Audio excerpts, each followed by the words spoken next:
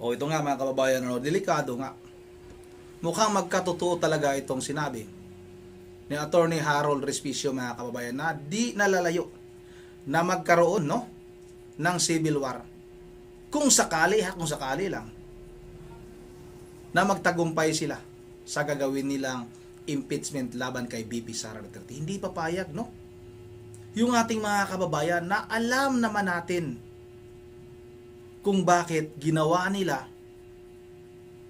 kung bakit gusto nila na ma-impeach itong si Vice President Sara Duterte. Dahil nga mga kababayan, ayaw nila na mangyari na itong si Vice President Sara Duterte ay magiging pangulo sa darating na 2028 mga kababayan. Kaya ito talaga ang pilit nila. Pinipilit nila na hindi makatakbo bilang pangulo itong si Vice President Sara Duterte sa darating na 2028 presidential election. Kaya gagawin talaga nitong bangag na administrasyong ito. Takot ito mga kababayan. Kasi nga pag nangyari na maging pangulo si Vice President Sara Duterte, naku po, lahat ng mga bangag, bumili na kayo ng kumot na makapal. Magtago kayo sa pinakamakapal na kumot para hindi kayo malintikan ni Vice President Sara Duterte. Kaya nga mga kababayan, hindi nalalayo na magkaroon nga talaga ng civil war, magkagulo yung ating buong bansa at magkakaroon ng pag-away-away dahil nga sa kanilang gagawin kay Vice President Sara Duterte. Hindi papayag. Si Normie Suarez mga kababayan ay nagpahayag na ng suporta. Naghihintay na lang sila ng hudyat sa gagawing hudyat ng mga retiradong general katulad nila General Foques, General Garcia, sila Captain Dado, at sino-sino pa mga kababayan ng mga retiradong sundalo, retiradong pulis na hindi umaayon sa ginawa ngayon nitong ating kasalukuyang administrasyon na sobrang kabangagan mga kababayan. Ito na, huwag na natin itong patagalin. Attorney Harold Respicio, pasok! Ay inanunsyo na ni Ombudsman na inelevate na nila sa Sandigan Bayan yung kanilang plunder case laban kay Senator Marcoleta, ang nangungunang oposisyon dito sa administrasyon ni BBM. Bigyan ko po kayo ng historical context. Noong 17th century, nung panahon ni King Charles I, ipinaaresto niya rin yung oposisyon doon sa parliament. Ano po ang nangyari sa England doon? Nagkaroon ng civil war at napugutan ng ulo si King Charles I. Hindi ko sinasabi na mapupugutan ng ulo ngayon si BBM. Oy, matibag, hindi yun kaso Pero, treading on dangerous grounds si BBM ng kanyang ginagawa. Dahil it is not necessary na ipaaresto niya si Senator Marcoleta. Bakit po hindi kinakailangan? Ang tanging interest lamang ni BBM ngayon ay hindi magpatuloy yung inquiry laban sa flood control scandal. Yun lamang ang interest niya. Hindi naman niya interest na i-undermine yung candidacy ni VP Sara sa 2028. Siya na rin ang nagsabi noong unang panahon na ayaw niya na magpatuloy yung impeachment ni VP Sara. Pero bakit niya pa rin ipinagpapatuloy yung kanyang pang-iipit at pagpapatahimik sa oposisyon? Kasi po, as far as silencing the opposition is concerned, nasolve nyo na po yun. Bakit po? Dahil po, yung majority ng Senate, ang power ng Senate, ay wala na po sa side ni Marcoleta. Kampi niya na po yung Senate at kampi niya na po ang House.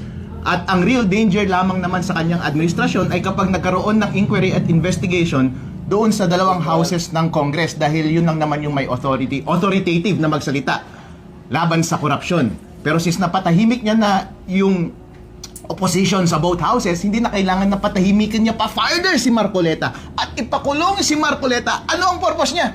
Ang purpose niya ay para hindi makapag-cross-examine si Marcoleta sa impeachment ni VP Sara. Wow, BBM, I think that is ill-advised. That is ill-advised. Bakit? Wala kang personal interest dun Naiintindihan ko na meron ka pang personal interest doon sa pagpapatahimik ng investigasyon laban sa flood control kasi involved ka, di ba? Kasi sa lahat ng investigasyon natin, ang lumabas, ikaw ang mastermind. Ikaw ang tinuturo ni Zaldico, ikaw ang tinuturo ni Romualdez, at yung sinasabi nating mga bodyguard ni Zaldico, ikaw ang tinuturo. Kaya naiintindihan ko kung patatahimikin mo yung investigasyon laban sa flood control. Pero para suportahan pa yung impeachment ni VP Sara Duterte, hindi ko maintindihan bakit patuloy mo pa rin iniipit yung mga sumusuporta kay VP Sara Duterte because it is against your interest. Bakit po? Number one, hindi ka tatakbo sa 2028. Pangalawa po, ano ang makukuha mong benefit niyan, lalo na't alam mong nasa side ni VP Sara ang sentimiento ng taong bayan. Paano po masasabi na nasa side ni VP Sara ang sentimiento ng taong bayan? Pangatlong attempt nyo na po ito na i-undermine yung image ni VP Sara at pamilya Duterte. Ang una po, yung unang investigasyon pa noon, nung bago mag-eleksyon ng 2025, tinira nyo si VP Sara. Pangalawa ay yung recent House Committee hearing, Committee on Justice, at pangatlo itong impeachment trial. Hindi nyo ba napapansin na at every moment ay nawawala ang suporta ng taong bayan sa inyo? Inaamin ko po, nung unang pagkakataon before the 2025 elections, yung sentimiento ko nga, personally, ay wala naman akong kinakampihan sa national level. Pero nakita ko po yung totoong mettle ni VP Sara Duterte dahil binigyan niyo siya ng napakarabing laban na patunayan ng tuloy ng taong bayan ang kalidad ng kanyang karakter. Kaya po ang lumabas ay kampi siya ng taong bayan. Tapos ang lumabas sa naratibo ng administrasyon ni BBM ay puro korupsyon. Doon po sa Committee on Justice, ginawa niyo ulit yung pag-undermine ng kanyang image. Kumampi ba sa inyo ang taong bayan? Hindi po. Napansin niyo po yan noong lumipat nga yung majority ng Senado papunta sa side ni VP Sara. Dahil marami sa kanila ang magre-re-eleksyon. At alam nila na ang susunod na power ay si VP Sara. At kapag hindi nila i-align ng mabuti ang kanilang interes, sila ang mapro-prosecute sa susunod. Kaya BBM, baka ikaw rin ang mapro-prosecute sa susunod. Kaya yun po ang nangyari. Ngayon po, uulitin yun ulit. Yung pagsira ng kanyang imahe. Sa pangatlong pagkakataon, sa tingin niyo po ba magiging epektibo pa rin? Hindi na po magiging epektibo. Bakit po? Kasi i-recycle nyo lang naman yung original ninyong naratibo. Sa dalawang eksperimento ninyo na nauna, hindi na kinagat ng tao. Dahil yung mga witnesses na prinesenta ninyo ay sinungaling.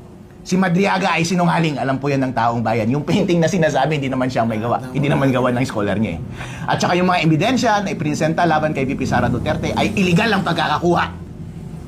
Ngayon po, yun pa rin ang gagawin nila ngayong impeachment. Sa tingin nyo po ba magiging kampi nyo pa rin ang taong bayan ngayong susunod? Hindi na po. Hindi po makikinabang ang administrasyong ito sa patuloy nilang pag-undermine kay VP Sara Duterte. Therefore, hindi necessary na tanggalin ang oposisyon dito sa impeachment trial at ipakulong si Marcoleta. Mas lalo na po at gagalitin niya ang Iglesia ni Cristo, napakaraming tao niyan. Kaya po iniisip ko, ill-advised on his part na gawin itong bagay na ito. It is against his interest. Kung meron man pong bumubulong sa kanyang tabi at nagsasabi na pabagsakin natin ang imahe ng buong pamilya Duterte dahil silang pinakamataas na tatakbo sa 2028. O sino ang alternatibo mo? Si Risa Hontiveros? Si Rafi Tulfo? O sino pa? Eh wala naman silang lakas. Si Risa Hontiveros sa mga probinsya gumagastos ngayon ng pera, naglalabas ng pera. Pero kilala ba siya ng normal na tao? Hindi po. Kaya kung ikaw po ay magtataya ng iyong kinabukasan, BBM, at para sa iyong safety na rin, mali po ang iyong ginagawa. Kaya wag mong i-overplay yung hand na ibinigay sa iyo ng kapalaran, BBM administrasyon, Jesus Crispin Remulla at Matibag.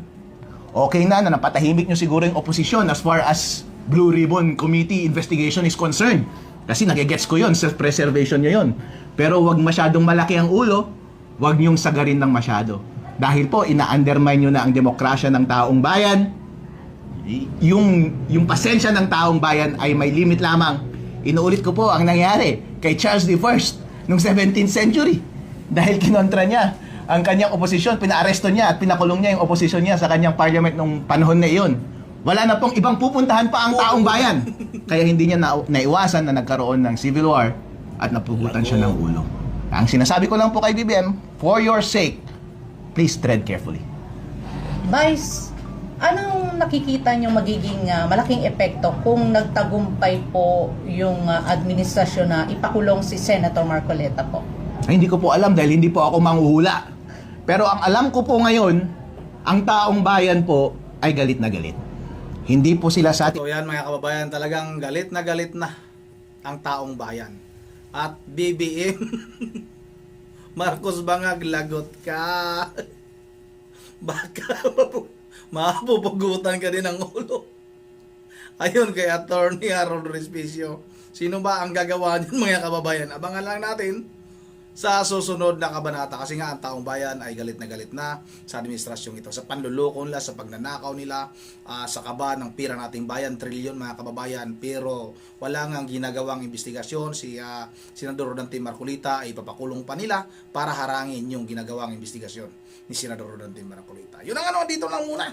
At bago tayo magtatapos ay mag-shoutout lang muna ako kay Ma'am Virgie Veraligios ng Pulang Bulacan, kay Ma'am Joyce ng Japan, kay Renrio Botcon, sa mga po ni Ma'am Virgie na si Yuri, si Yuri Coco Sagi at saka si Dion, at kay Ma'am Bilin Balicao, kay Gary Gorgonio at kay Is Impi, at sa lahat-lahat na lang. At once again, this is Ronde TV mo, ingat lahat. God save the Philippines.